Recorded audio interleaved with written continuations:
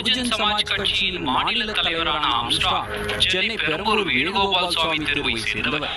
இவர் ஏற்கனவே சுயேட்சையாக போட்டியிட்டு சென்னை மாநகராட்சியில் கவுன்சிலராக பதவி வகித்தவர். தலித் மக்கள் மேம்பாட்டுக்காக தொடர்ந்து பாடுபட்டு வந்த ஆம்ஸ்ட்ராங் வழக்கறிஞர் ஆவார்.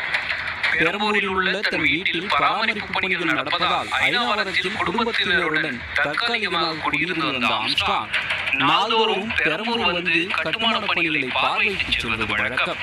அவ்வாறு நேற்று மாலை 6 மணி அளவில் தன் வீட்டின் அருகே நின்றிருந்த போது உணவு டெலிவரி செய்யும் தனியார் நிறுவன சீருடை அணிந்து இருசக்கர வாகனத்தில் வந்த சிலர் அவரிடம் பேச்சு கொடுத்தனர்.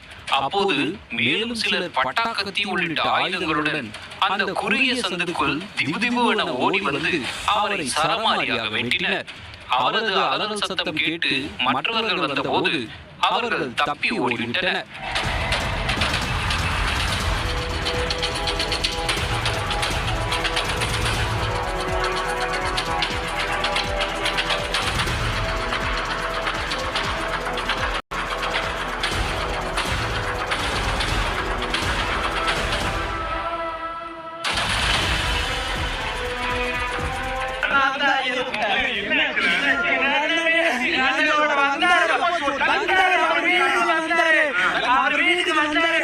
அவர் வீட்டுக்கு வரும்போது என்னோட பேசிட்டு இருந்தாரு.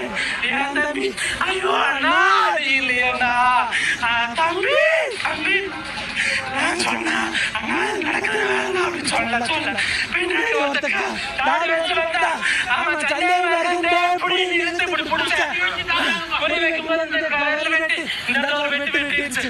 வெட்டும்போது அந்த பாலாஜி அண்ணா வீரண்ணா வாங்கினாங்கும் போது 10 பேர் வந்தானுங்க. அண்ணாவே கீழே கிடந்து பாருங்க.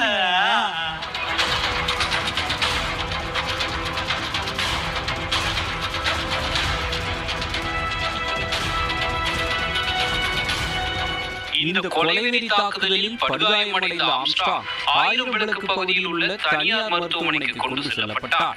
எனினும் அங்கு உயிர் பிரிந்தது.